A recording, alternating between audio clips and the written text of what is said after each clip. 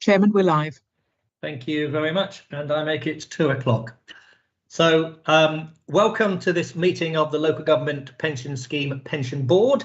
My name is Mike Collier. I'm the chair of the board at the moment, and I'm a retired member of the Hertfordshire LGPS.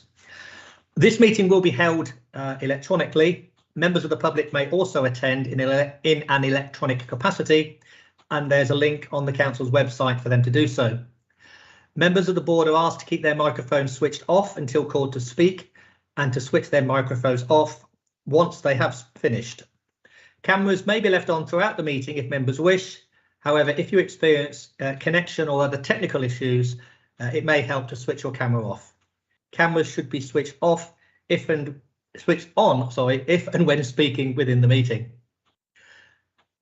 If you want to speak during an item, please use the raise hand function, and we will use the chat function exclusively for voting. At the end of the debate on each item of business, there'll be a vote. Members should vote using the meeting chat function indicating for, against or abstain, and I will declare the result after each vote. And should the meeting go on for more than 2 hours, we will have a break of at least 15 minutes every 2 hours, and it will be taken after a speaker in the debate has finished speaking, or unless we are actually voting at the time when the vote will be concluded before the break. Other breaks will be incorporated as appropriate. One other announcement from me is to remind members of the Local Government Pension Scheme National Knowledge Assessment that most members have done, but I know 1 or 2 may have yet to do so. I would urge you to do so if you haven't already. There was an email from Teresa, I think, last week reminding people of that. So let's start then. I have apologies from Tim Perkins, James Hurley and Tracy Doyle, and I would ask, for the benefit of anyone watching, the members of the board to introduce themselves. If we start with employer representatives, Jolyon. Good afternoon, I'm Jolyon Adam. I'm the employer representative for the Schools and Academies pool. Thank you. Sarah. Good afternoon, I'm Sarah Ansell. I'm an employer representative from the University of Hertfordshire. James. Hi there, I'm James Kidd, and I'm a employer representative for Hertfordshire Constabulary. Adam. Hi there, I'm Adam Mitchell. I'm County Councillor and Vice Chair. Thanks. Okay, and we have some standing substitutes. Tracy. Oh no, sorry, Tracy's given her apologies. I apologise now. Terry. Yes, I am a standing substitute as the employer. I'm a county councillor, and I say I'm a standing substitute. Brian. Hello, I'm Brian Kane, substitute for employer representative for Waterford Borough Council. Thank you. And Rob. Yeah, I'm Rob McCarthy. I'm a standing substitute employer member. I'm chairman of the Hertfordshire Association of Parish and Town Councils. Thank you. And the member representatives, Jack. Hi there, Jack Wyford, member representative and current employee of Hertfordshire County Council. Okay, thank you. Gail. Hello, I'm Gail Johnson. I'm a retired accountant, a pensioner member of the scheme. Okay, and Sharon. Hi, I'm Sharon. I'm a deferred member as a former employee of the University of Hertfordshire. Thank you. And Sharon, though you are a standing sub, because Tim isn't here today, you are effectively a full member for today's business. Okay, thank you. Okay, so come then to declarations of interest. If any member has any financial or pecuniary interest related to specific items on the agenda, please indicate now. I don't see any, so I'll take that as being none. So we go then on to the minutes of the last meeting. Anybody got any particular issues on the minutes?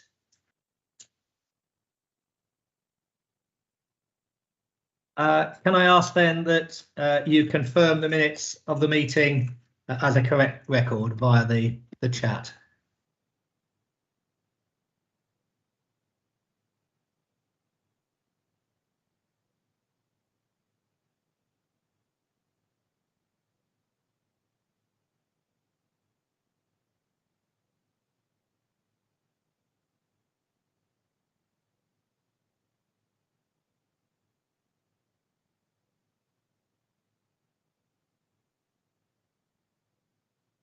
While they have now been agreed, there's one item under 4.6 where officers agreed to email board members the recent position of the derivatives contract. Can I get assurance from officers that that is in hand? I don't think it's been sent out as yet, has it? No, it hasn't. No, we'll look to update that. Thank you very much. And there were a couple of items down to John. I don't know, John Crowhurst, don't know whether we're going to cover those today or whether that's going to be carried on to the next meeting, because this is because we don't have a general overview from LPPA, do we, today? Chairman, I'd suggest they're carried over to the next meeting. Okay, I'm happy with that, and I'm assuming other people are too. Okay, then we go on to item 2, which is the pension fund carbon footprint analysis. Patrick. Yeah, I'll introduce this report and then hand over to our consultant, Sandy Dixon from Mercer, who will go into a bit more detail. The report is in, there's a part 1 report, which is this report that you have in front of you, and then there's a part 2 report, which goes into some detail in specifics around particular fund managers. The report is an annual report that we bring to both committee and board. We use the first time we actually started measuring the fund's carbon footprint was using data at September 2019. So that's the baseline. So this is the footprint as at the 2022. We've introduced 2 new metrics, which Sandy will talk about. One of them is the current implied temperature rise of the portfolio. The analysis only covers 66% of the fund's assets, and that is all listed equities and corporate bonds. This information is readily available. The liquid assets, it's a bit more difficult to get this data at the moment, but this will evolve over time as reporting on carbon and climate metrics is a sort of evolving science at the moment, and data will improve over time. In the cover report under 2.3, we talk about the current position in respect of fossil fuel investments as a percentage of the total assets under management. That is 1.4% of the overall assets of 6.1 billion in the fund. Slight increase to the position reported at the 31st of March last year, and we will go into that in part 2, what the drivers are behind that. I wasn't going to say much more. There is a reference in the cover report also to a consultation by the Department for Levelling Up Communities and Housing on governance and reporting of climate change risks. All funds will be required to issue an annual climate report with effect from and in 2.9 it should read 1st of December 2024. And this report will include a number of different metrics that will be required to report on, and transition timetable as well. I wasn't going to say much more on this, Chairman. I was going to hand over to Sandy and let him go into the detail for the members. Just before you do, can I just clarify? I think the 2022 date should have been in the 3rd line of 2.9, which is the consultation will last until the 24th of November 2022. Just so that that's correct, Chairman. Okay, thank you. Sandy, over to you. Thank you, Patrick. Thank you, Chair. So as Patrick mentioned, this is an annual report we've taken to both committee and board. Actually, this time, because of the consultation that's ongoing and that funds are to respond to by the 24th of November 2022. We've actually included a few additional metrics just to show you, as Patrick mentioned, sort of implied temperature rise and a couple of other things, because that's those are basically detailed in the consultation. I'll cover the consultation as part of this as well.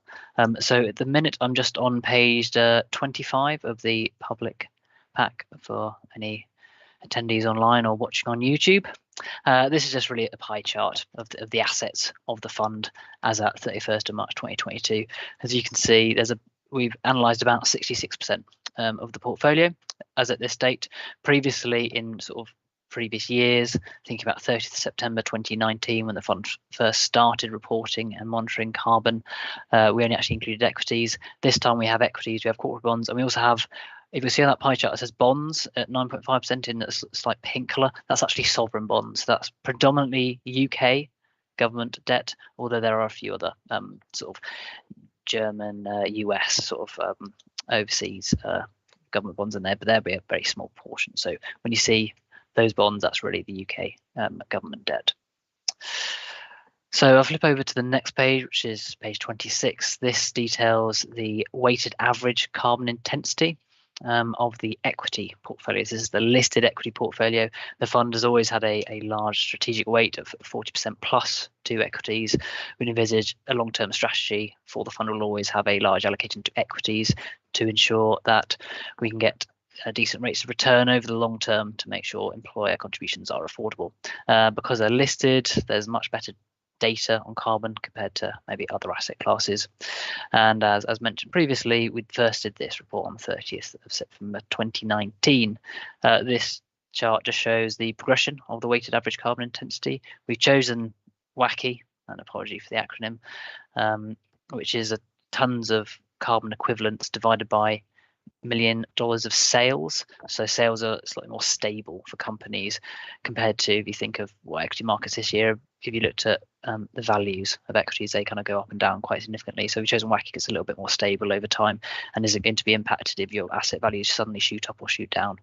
And so it really allows you to analyse sort of the carbon risk the fund has taken with some of its investment in companies. Positively news story, as it has been really since we first started looking at this, the weighted average carbon intensity of the portfolio is below that of the benchmark, and it is actually also decreased over time as well. So the fund's listed equity portfolio over that time period has decreased by about 25% compared to maybe if you just invested passively at the benchmark, which has actually decreased by about 20%.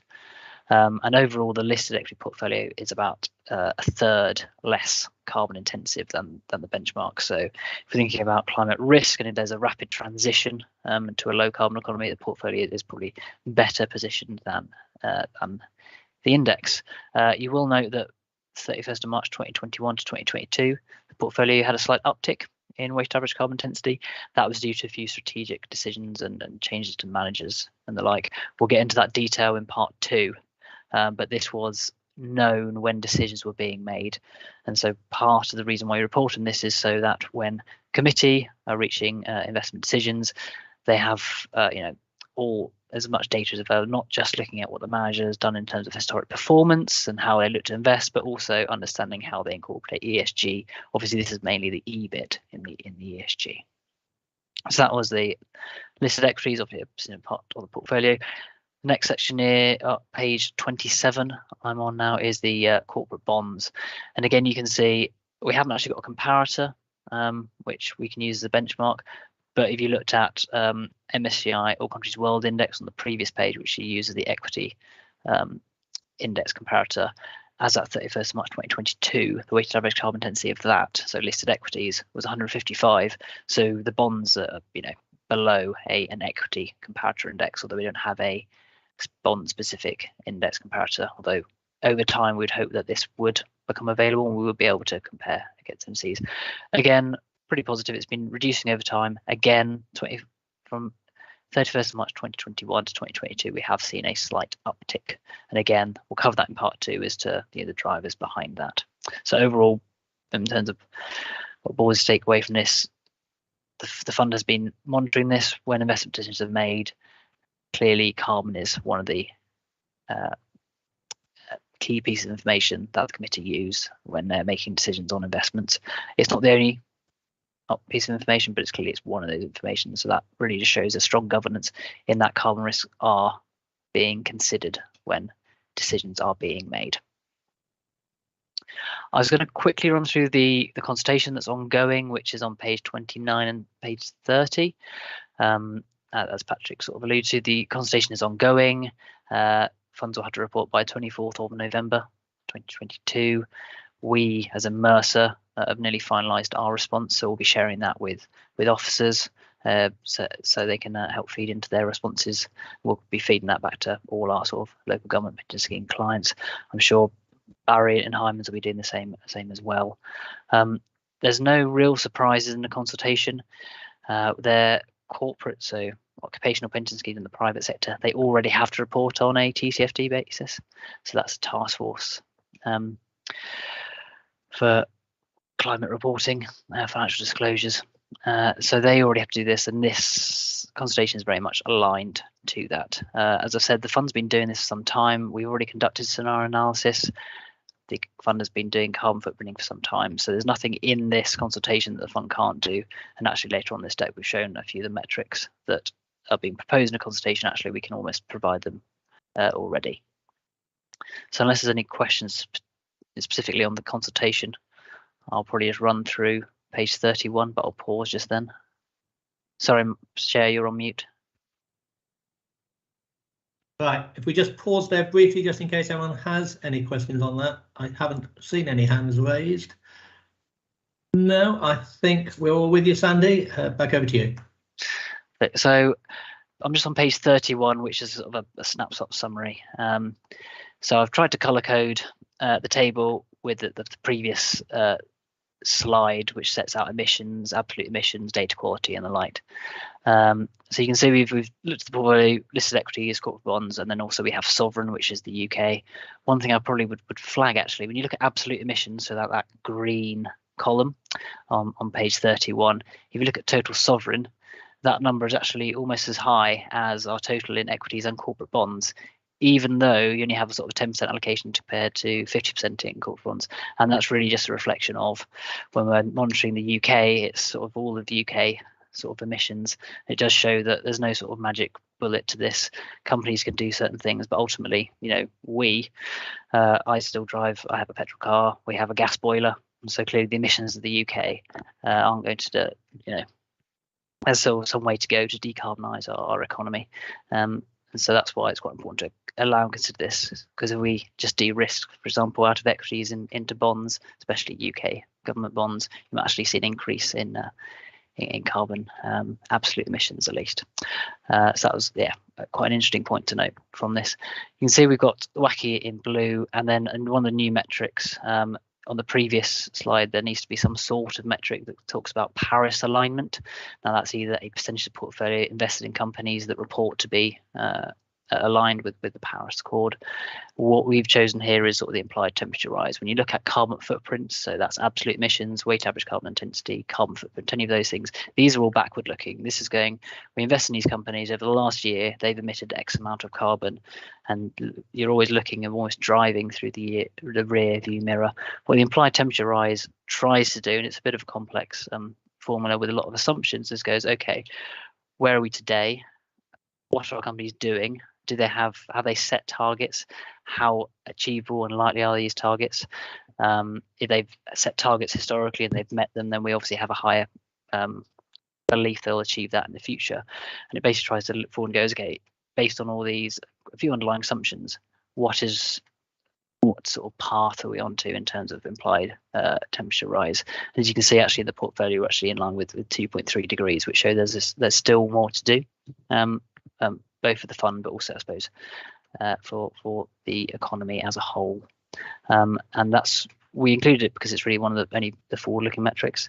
And similarly, if I talk to my mum, she's a pensioner. If I start talking to her about tons of carbon equivalent and start quoting those sort of numbers, she probably switch off and won't really know what I'm talking about. If I start to then communicate with members in terms of, okay, well, actually, what does this mean in terms of implied temperature rise? Then suddenly I think it probably connects with people a little more strongly and they can actually understand a little bit more what's going on. Although, as with all these things, we have to caveat things, and this is we are relying on underlying data, which is still improving. That's all I was going to say in terms of the carbon footprint of funds. Well positioned. Committee is monitoring these risks and will continue to do so when it makes investment decisions. Consultation's out now. The fund's already well aligned to be able to report on this basis. We do have some time as well, so we won't have to report until 31st of March 2024. It's probably the first date we'll really have to report on the TCFD basis by the 1st of December 2024. And also just say, look, we actually have some of this data already, so we can start having almost a dry run of a TCFD report once the consultation has finished and we actually understand what legislation is going to be in place. Okay, thank you for that, Sandy. Any questions or comments? Julian, and then Gail. Thanks, Chair. Hi, Sandy.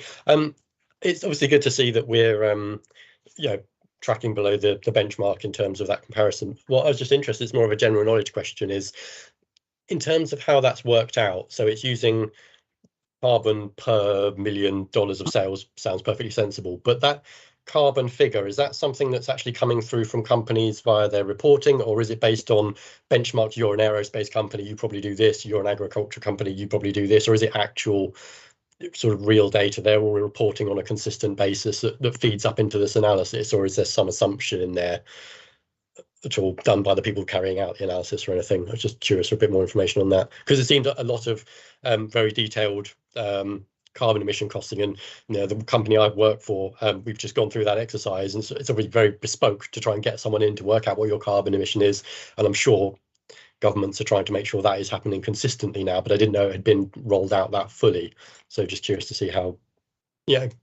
reliable that is. Yeah, so obviously, I mean, when we're talking about listed equities, and they tend to be large companies, which you'll be aware with. So majority of the data will be reported by those companies. So when we think about listed equities, 95% plus will be reported. There might be a few of your holdings that have to be estimated. One thing I would stress is that very little of the data is actually verified by a third party. So someone like the Carbon Disclosure Project, or the charity and organisation like that. That's one of the sort of proposed metrics in the consultation, is actually to have a data quality metric, so you can understand and see exactly that. Jolien, to understand, I mean, to be clear, everything is reported by companies. It has been done for some time, and that's how it's done. There'll be very little will be estimated, but as you go down to maybe sub-investment grade credit, when there's the data quality is less good, then you will probably see a bit more estimated by looking at sector averages and the like. But to be clear, most of your data will be reported directly by companies. Okay. And just quickly clarification on that. So those listed equities, they're required to supply that information, presumably on a relatively consistent set of standards by whatever government standard says. Okay. Yeah. Thank you. Okay, I've got Gail, then I've got Adam. Thank you, Chair. I just wondered why you didn't include the implied temperature rise for the sovereign bonds. That must be information that people have estimated, and you made the point that the sovereign bond holding is very significant in this exercise, but you kind of seem to be letting them off the hook there if you're not going to put in what the UK government's likely to achieve or not. Yeah, so I mean, clearly the UK government has set a target to be well below 2 degrees warming, so we wouldn't want to sort of put anything out there to challenge or go contrary to what the UK government has stated. Clearly, we still await clear definitive action plans to achieve that. But I think, if you think about sovereign, that would probably be well below 2 degrees as the UK government target, and so I think that would probably be fair to assume they should achieve that if that's what they're saying they're going to achieve. Right, thank you. Adam? Thank you. I just wanted to ask about bonds, because I don't quite understand how this works and how you don't double count. How the person who's lending the money to the company and the company itself, is that carbon going to get counted twice? Maybe you could just tell me how that works. Yeah. So when we talk about when we think about the carbon footprint, so when we're dividing by sort of the investment amount, what the investment amount would be is enterprise value. So that's total value of the company based on the equity and also the debt. as well. Right, So okay. we're purposefully allowing for the complete capital structure. So what I suppose I'm thinking is, say a bank lent somebody some money. Yeah. Would the person who's borrowing that money be responsible for that carbon, or would the bank be responsible for that money because they've lent the money that's gone on to build? Do you see what I'm getting at? Yeah. So clearly, all these companies are the one that are responsible for the carbon. When we lend as a lender, because obviously we lend them money in form of bonds. Ultimately, it is their carbon. What we're trying to do is understand. Okay, where we're lending to them, we're obviously supporting that business. So it's almost like we're buying a share of their carbon output as well, in a sense. And that's the same in terms of equities as well. You know, okay, right. the Okay, company that are running. So yeah, that's an easier way of thinking about it, I think. Yeah. Cheers. There'll probably be a lot of double counting, Adam. Patrick? Yeah, I was just going to add to the point Adam raised. At the moment, in this report that Mercer provided, it covers Scope 1, Scope 2. Under the consultation and the requirements that LGPS funds will have to meet, we'll have to report on Scope 1, 2 and 3. And Scope 3 is probably the hardest one to get the data because, as Adam, you referred to, there could be an element of double counting here. Yeah. And it's going to take some time to unpick this. But at the moment, we're reporting on Scope 1 to 2 because that's probably easier data to get hold of. The Scope 3 is going to be a lot more complicated. Thank you for the answers. Cheers. Okay, any other questions or comments? Then the recommendation is that we note the content of the attached report. I can ask you to note that in the chat function.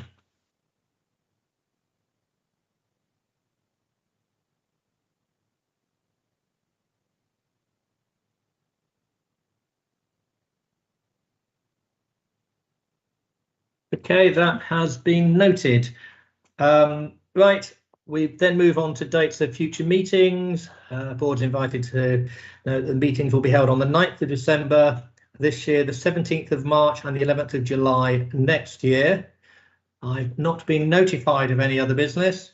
Therefore, that concludes part 1. And I therefore formally move that the public part of this meeting will now end. We enter closed session to consider exempt business.